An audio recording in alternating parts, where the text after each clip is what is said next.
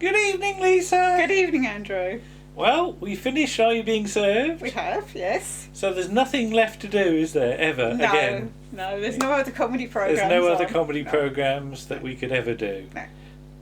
Well, there's about several hundred shows that we could do. There is. So we've decided on Ronnie Barker in Porridge. Yes. Because we did the pilot episode, Prisoner and Escort, for our most recent podcast. We did. So we direct you towards Round the Archives episode 42 for our thoughts on that. But let's carry on where we left off then. Okay. With that. Does this follow on from that? Because he's already sort of in the cell, isn't he, at the end of that? Well, Prisoner and Escort is the 1st of April 1973. New Faces, Old Hands, which is the first actual episode of Porridge, is the 5th of September 1974. Okay. So there's been a bit of a gap in terms of transmission times, but in terms of Fletcher's own personal thing, this is still his first day in prison. It doesn't quite actually tie up, if you think about it, with the final scene of the pilot. But whether that's some sort of holding cell he's in, or people have forgotten that. Don't know. But we get the title sequence, we get the voiceover, Norman Stanley Fletcher, which is the judge sentencing him. And we will meet the judge. We will. And when we meet the judge, in a lot later, his voice is mysteriously changed. Yes. And it doesn't sound like Ronnie Barker when we meet but they him. get the nearest person they can to it. You reckon it's good? I always think that those two episodes, or how many episodes he's in from, Morris Denham, it's pretty damn close. It is, so... And you get all the... This is the thing that I always remember. I always remember all those doors locking from the title sequence, even from the first time I watched it. I can't quite tell you when I first would have seen Porridge, but it's one of those shows that was always repeated. Yes. And because my mind works like that, I had to have a favourite door. Okay. And my favourite door is the light green one. Okay. And if you watch next time, I'll point it out for you. Okay. I always liked the light green one because it looked clean and modern. Okay. You've got to choose a favourite door next week, all right? You didn't know I was going to go into this detail. No, I will pay attention to doors next week. Yeah, but we see the wonderful set that they've built on film. It's in the old water tank at Ealing, I believe. All right, okay. And as you said, it's not actually huge. No. But they shoot it really well. Yes. They've only got a little bit of stuff they can clank up and down on, but they shoot it from below. Yeah. And then you get multiple shots of them going past the same bit. And also, it's unusual to see a 2-level set. Oh, it's a fantastically ambitious set, And also, which means that it's got to be a standing set, doesn't it? Well, it's one of the few places you could have built that, frankly. So they've made... It's not a hugely expensive show. No. Because you notice how few other prisoners we see in this. Yeah. Basically none. You get a choice few, don't you, as well? Yeah, but in this one episode, there's nobody else around, is there? So they've spent the money on the set, that's the point. Yes, so, which is the right thing to do. It's like the TARDIS, you know, in Unearthly Child. There's very few actors in Unearthly Child that have got speaking parts. Because all the money's gone on the set, and it's similar here. But we peep through the peephole. Yes. And we see Heslop, Godber and Fletcher. Godber. I'm going to have trouble with this. And I said, notice their numbers. Yes. Heslop is 8995, Godber is 3470, and Fletcher is 2215. So how that numbering system works, I don't know. Maybe it's their prison numbers. Well, obviously Godber's not been in prison before. Yeah. But maybe the other two, it's their prison numbers from whichever prison they were in previously. Maybe, but it's just weird that they're 4-digit numbers. So I would have thought, are they Slade Prison numbers or what? I don't know how the numbering system works. But it's New Year's Day, isn't it? And what you do on New Year's Day, you will do through the rest of the year. Yes. Which isn't true, because most people have New Year's Day off. Yes. So it's unusual. Mackay's medals always fascinate me. Yeah. He's got what appear to be 3 medals, I think. Possibly, yeah. Sewn on it, and I wonder what they're for. I don't know.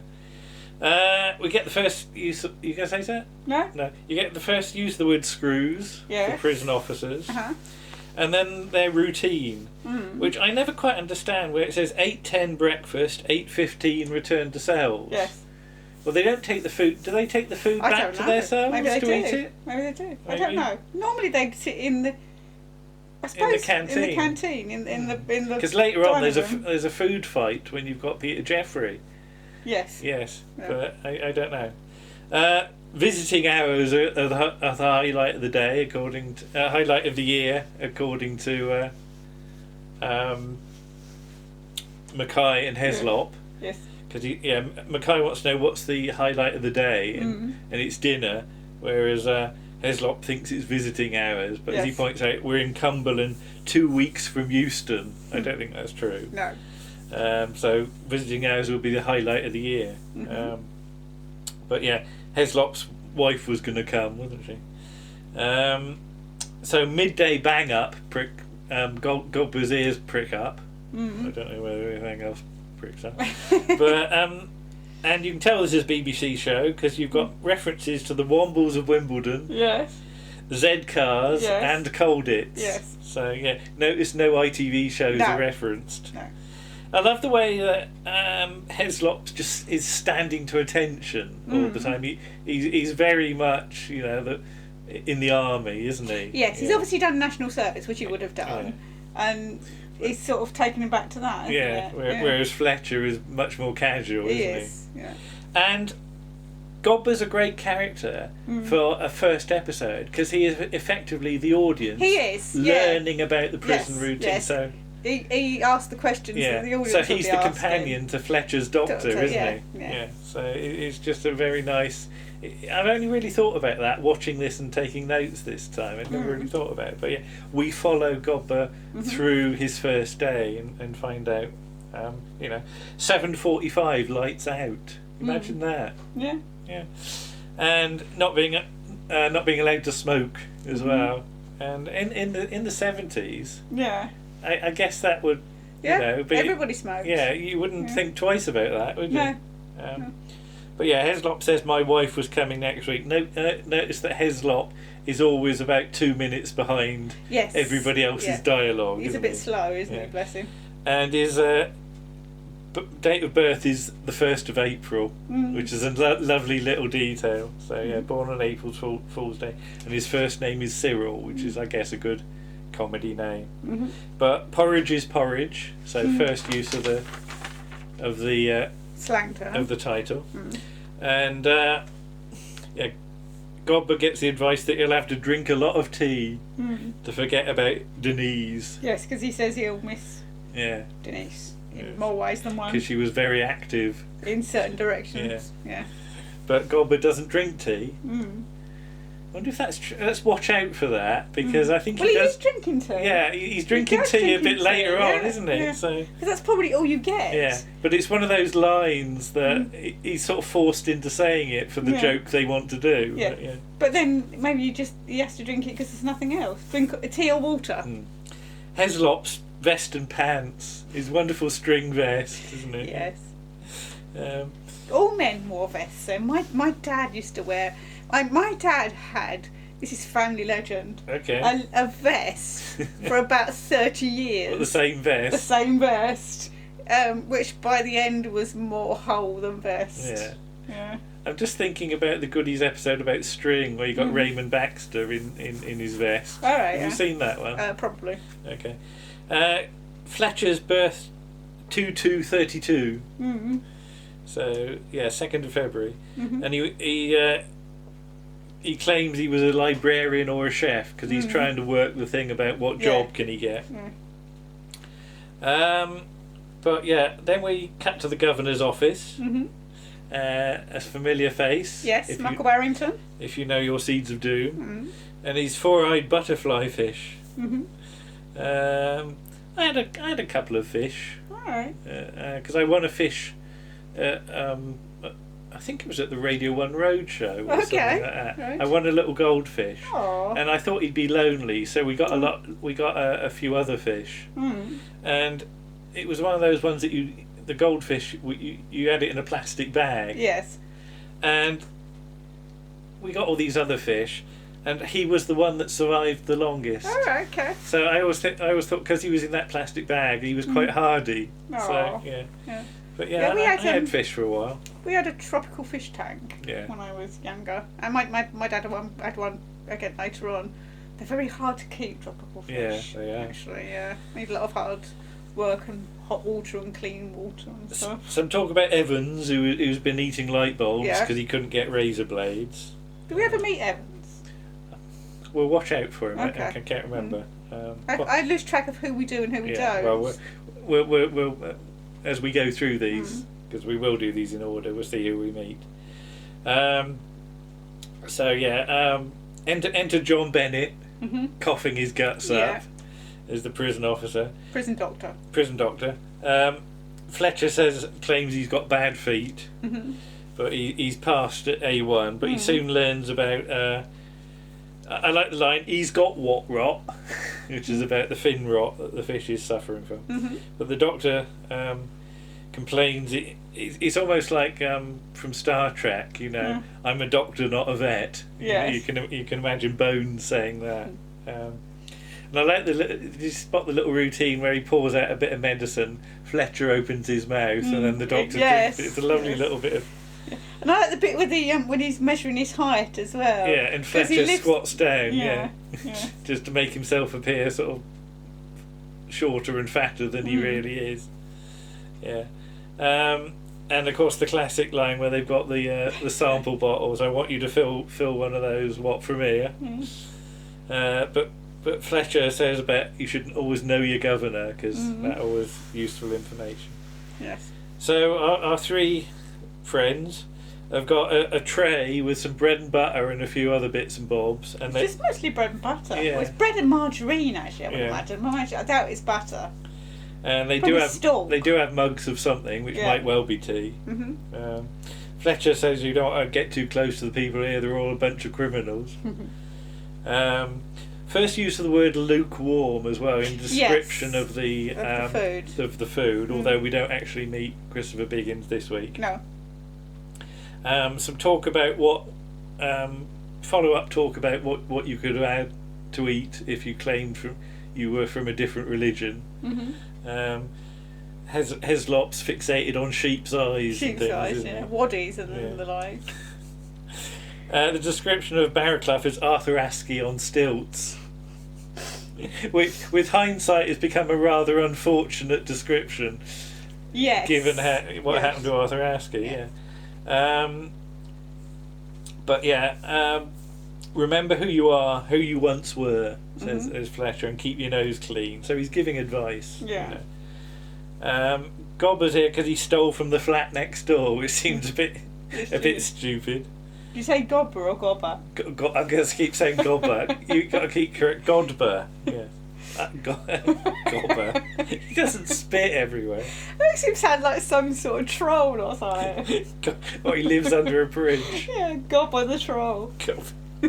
Like Fungus the bogeyman. And they're like in Lord of the Rings. Oh, right, okay. They've all got weird names. Or the Hobbit. Ramsgate! Took the wife to see Lawrence of Arabia. Yeah. Well, Heslop's just sort of clicked. Her sister's in Sidcup. What went on there, we wonder? Reference to Tony Blackburn's Magic Moments. And this thing that comedy shows always do, that you're intelligent if you've got one O level, basically. Because remember when we said in I Being Served about Miss Belfridge has an O level in English Lit? Well, here Godber has got an O level in geography. Yes, which is possibly the most useless thing to have, because it's, as Fletcher says, it's only a practical use if you're going to be a geography teacher. Or geography. Geography. That's a big school joke. But at least he knows what an isthmus is. Yes. What's an isthmus? But yeah, Fletcher says about you can learn all sorts of things on the inside, not just at the official classes. One bloke he knew went in for reckless driving and came out a brilliant forger. Yes. Godber wants to go straight though, so going straight. But yeah, archaeology, pottery classes, all that worth having. Might get a lady teacher. Yes. I don't think you see many lady teachers. There is the odd lady you'll see. Yes, mostly the governor's secretary, isn't it? So. But little routine with the fags, and again, teaching you that fags are currency. Yes. As they all take one each. So Mr. Barraclough has got a book on fish for Fletcher, and I wrote in brackets, is this by Dick Mills? Because Dick Mills is a bit of authority on fish and has written books about fish.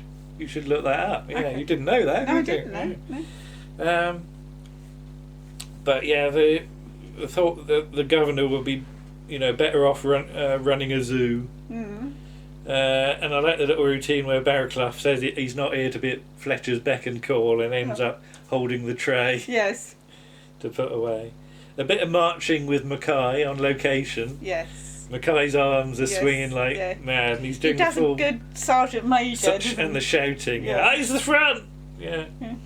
In the governor's office, the governor explains they're C-class prisoners. Yes. And Fletcher keeps looking at the fish. And he says about how the four-eyed butterfly fish has possibly got fin rot. And Mackay's face. Yeah.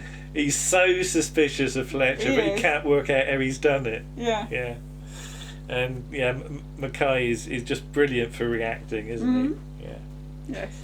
So in the cells, they're all in the same cell. Yes. Fletcher's reading Farmer's Weekly.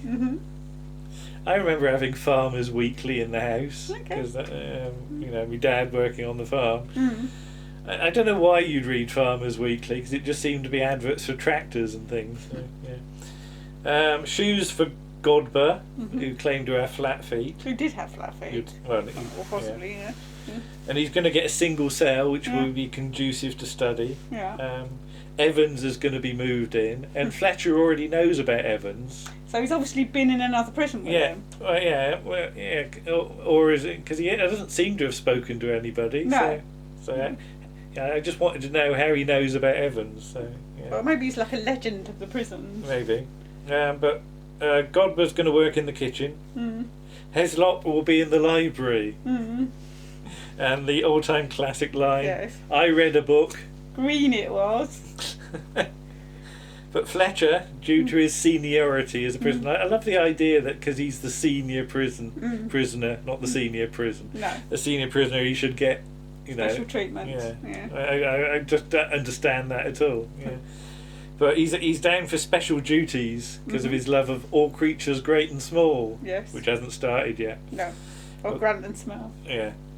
Although I think there might have been a film by this point. Yeah, I think the film's about 75, isn't it? So. Well, this is 74, but yeah.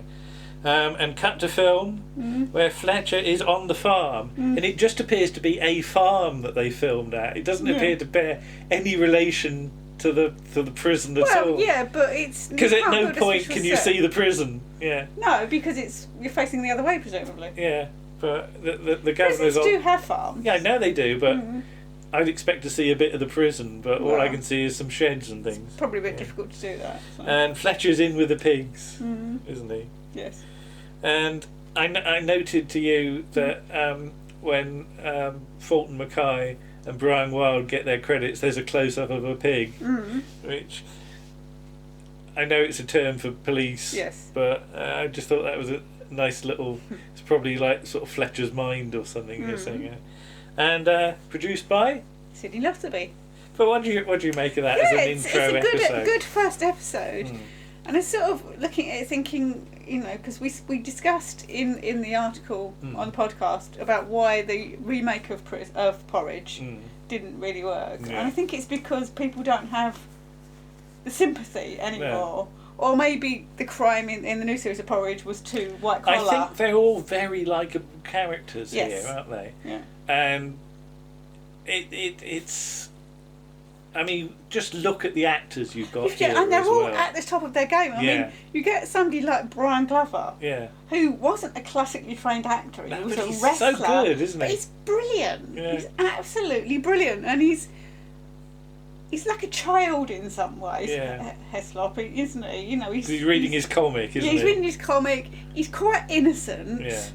Apart from the little thing about Sidcar. Where he's obviously remembering something nice, isn't he?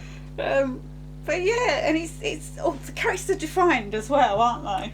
There's a lot of colour put into the characters, and indeed the prison world. Just with some very, very clever writing. And really, you shouldn't like Fletcher because he's a proper smart ass. And obviously up to no good, but you do because Wonnie Barker plays him with sympathy.